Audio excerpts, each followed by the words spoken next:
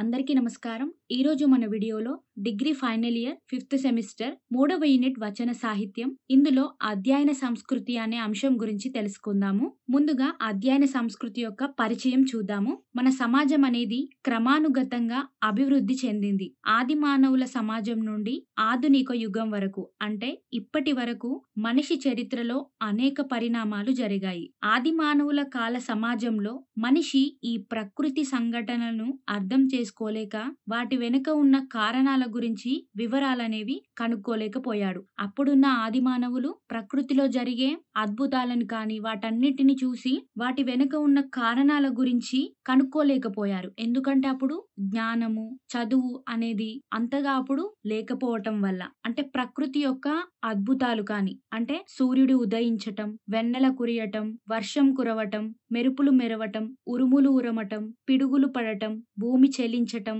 విత్తనాలు మొలకెత్తటం, పువ్వులు కాయగా మారటం, ఆకులు రాలిపోవటం, వసంతం చిగురించటం, పక్షుల యొక్క కిలకిల రావాలు, పులి గాండ్రింపులు, లేడి గంతులు, నెమలి నాట్యం, ఇలా మరెన్నో అద్భుతాలు తొలి మానవులు అంటే ఆది మానవులు చూశారు. ఇలాంటి అద్భుతమైన సంఘటనలు మన చుట్టూ నిరంతరం జరుగుతూనే ఉన్నాయి.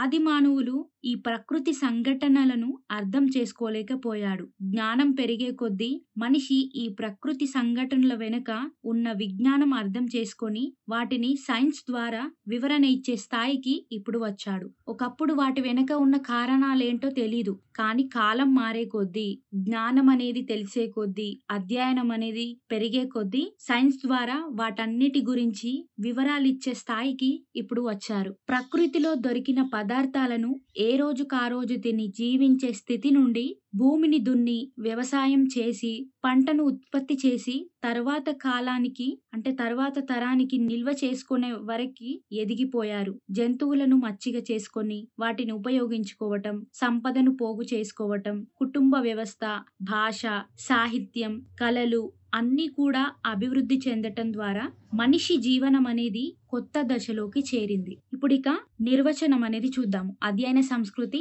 నిర్వచనము చూద్దాము.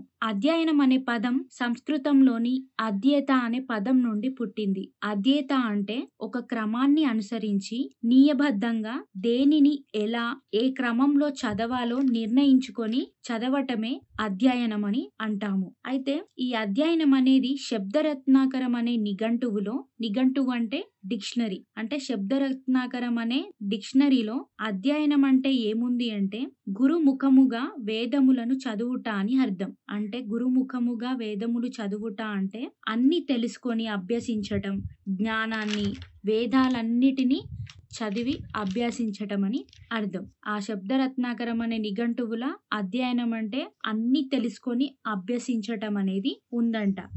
ఇప్పటి కాలంలో అధ్యయనం అంటే చదవటం, ఆలోచించటం, జ్ఞానం సంపాదించటం అనే అర్థాలు వస్తాయి. మరి సంస్కృతి అంటే ఏంటి మరి అంటే ఒక జాతి అభివృద్ధి మార్గంలో నడిచిన రీతినే సంస్కృతి అంటాము. అంటే మనిషి పుట్టుక నుండి చావు వరకు ఆ జీవన విధానాన్ని అన్ని సంస్కృతిగానే అంటున్నాము. ఇక్కడ ఈ పద్యం చూడండి. ఈ పద్యాన్ని భాగవతంలో హిరణ్యకశిపుడు ప్రహ్లాదునితో మాట్లాడిన సందర్భంలోనిది. హిరణ్యకశిపుడు ప్రహ్లాదునికి చదువు యొక్క ప్రాధాన్యతని చెప్పుతున్నాడు. చదువు ఎంత గొప్పది అనే దాన్ని ఈ పద్యం ద్వారా చెప్తున్నాడు. చదువు చాలా ముఖ్యం. చదువుకొని వాడు అజ్ఞానిగా ఉంటాడు. చదువుకుంటే తెలివితేటలు బాగా వస్తాయి. ఏది మంచి, ఏది చెడు అనేవి మనకి తెలుస్తాయి. మనిషి అయిన ప్రతి వాడు తప్పకుండా చదువుకోవాలి. తప్పకుండా అధ్యయనం అనేది చేయాలి. మంచి గురువుల వద్దకు వెళ్ళి చదువుకో నాయనా అని హిరణ్యకశిపుడు ప్రహ్లాదునితో చదువు గురించి, అధ్యయనం గురించి చెప్పిన సందర్భంలోనిది ఈ పద్యం. చదువుని సంస్కృతిగా అనుసరించాలి. ఈ కాలంలో విద్య అనేది సమాజంలో అందరికీ అందుబాటులోకి రావటం జరిగింది. ఒకప్పుడు ఎవరో గొప్ప వాళ్ళు చదువుకునేవాళ్ళు, కానీ ఇప్పుడు సమాజంలో ప్రతి ఒక్కరికి చదువు అనేది అందుబాటులో ఉంది. కాబట్టి ఇలా అందుబాటులోకి రావటం ద్వారా అధ్యయన సంస్కృతి మరింత అభివృద్ధి చెందింది. అయితే మనిషి జీవితంలో అధ్యయనం అనేది ఒక భాగం కావాలి. అంటే మన నిత్య జీవితంలో అధ్యయనం, చదువు, జ్ఞానాన్ని సంపాదించుకోవడం అనేది ఒక అలవాటుగా మారిపోవాలి. మనిషి రోజు ఆచరించే వాటిలో అధ్యయనం కూడా ముఖ్యమైందిగా అవ్వాలి. మనం ఏ విధంగా అయితే పళ్ళు తోముకుంటామో, స్నానం చేస్తామో,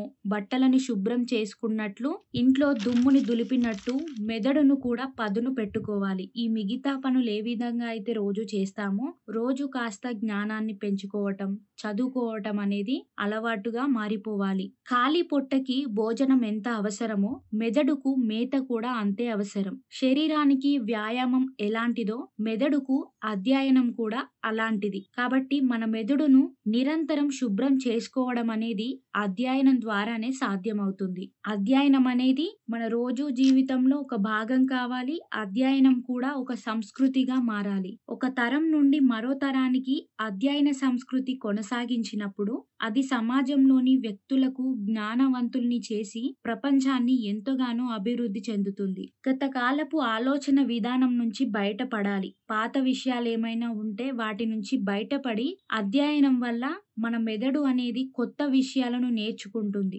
గత కాలపు ఆలోచన విధానం నుంచి బయటపడకపోతే కొత్త విషయాలను నేర్చుకోవడానికి మన మెదడు అనేది సిద్ధపడదు. అలా జరగాలంటే అధ్యయనము ఒక సంస్కృతిగా అభివృద్ధి చెంది విస్తరించాలి. ఈ అధ్యయనం చేసే క్రమంలోనే లిపి అనేది ఎంతో ప్రధానమైంది. లిపి ఉన్న భాషలోనే చదువు నేర్చుకుంటాం మనం. మొదట అక్షరాలు నేర్చుకుంటాం, తర్వాత పదాలు, ఆ పదాల సహాయంతో వాక్యాలు నేర్చుకుంటాం. చదవటం మనిషి జీవితంలో ఒక సంస్కృతిగా, ఒక అభ్యాసనంగా మారిపోవాలి. ఇప్పుడిక అధ్యయన పద్ధతుల గురించి తెలుసుకుందాం. చూడండి, మొదటిది మనం చదివే ప్రతిదీ ఏదైనా సరే ఎందుకు చదువుతున్నామనే లక్ష్యంతో చదవాలి. రెండవది సాహిత్యాన్ని చదువుతున్నప్పుడు ఆ రచన జరిగినప్పటి కాలం, ప్రతి సంఘటనని గురించి అధ్యయనం చేయాలి. అంటే ఆ రచన చదువుతున్నంతసేపు ఏదైనా సంఘటన ఉంటే అప్పుడు ఆ పరిస్థితుల్లో ఏం జరిగింది అనేది ప్రతి దాన్ని కూడా అధ్యయనం చేస్తూ చదవాలి. ఇక మూడవది, ఒక రచన చదువుతున్నప్పుడు రచయిత చదివిన సమాజం, ఆ సమాజంలోని వాస్తవ పరిస్థితులు, రాజకీయ, ఆర్థిక పరిస్థితుల గురించి గ్రహించాలి. నాలుగవది, సాహిత్యం కేవలం వినోదానికే కాకుండా, ఒక టైం పాస్కే చదవడం కాకుండా అందులోని సమస్యలను, వాస్తవాలను, పరిష్కరణ మార్గాలు వెతకాలి. ఇక ఐదవది, గత కాలంలో జరిగినవి, ప్రస్తుతం జరుగుతున్నవి, భవిష్యత్తులో ఎదురయ్యే వాటి అన్నిటికీ దృష్టిలో పెట్టుకొని అధ్యయనం చేయాలి. ఇక ఆరవది, అధ్యయనం చేసేవారికి అంటే చదివేవారికి అహంకారం అనేది ఉండకుండా నిజాయితీగా చదవాలి అని అర్థం. ఇక ఏడవది, సాహిత్యాన్ని సరదా కోసం చదవటం కాకుండా జ్ఞానం పెంచుకోవటం కోసం చదవాలి. ఇక ఎనిమిదవది, కళలో ప్రవేశం అంటే కేవలం కళను చూడటం లేదా వినటం మాత్రమే కాకుండా దానిని లోతుగా తెలుసుకునే అవగాహన ఉండాలి అని అర్థం. ఇక తొమ్మిదవది, చదువుతున్నప్పుడు ఏకాగ్రత అనేది ఉండాలి. మనసు పూర్తిగా చదివే విషయం పైనే పెట్టాలి. అప్పుడే ఎలాంటి విషయమైనా అర్థమవుతుంది. ఏకాగ్రత అనేది అధ్యయనం చేసేటప్పుడు చాలా ముఖ్యమైనది. ఇక పదవది, ప్రతిరోజు కొంత సమయాన్ని చదువుకోవడానికి కేటాయించుకోవాలి. ఇవన్నీ కూడా అధ్యయనం యొక్క పద్ధతులు. కాబట్టి అధ్యయనం అనేది మన జీవితంలో ఎంతో ముఖ్యమైనదిగా చెప్పవచ్చు. చదువుకోవటం, నేర్చుకోవటం, జ్ఞానం సంపాదించుకోవటం, ఇవన్నీ కూడా మనకే కాదు చుట్టూ ఉన్న సమాజంలో కూడా ఎంతగానో ఉపయోగపడతాయి. కాబట్టి ప్రతిరోజు అధ్యయనం చేస్తూనే ఉండాలి. ధన్యవాదాలు.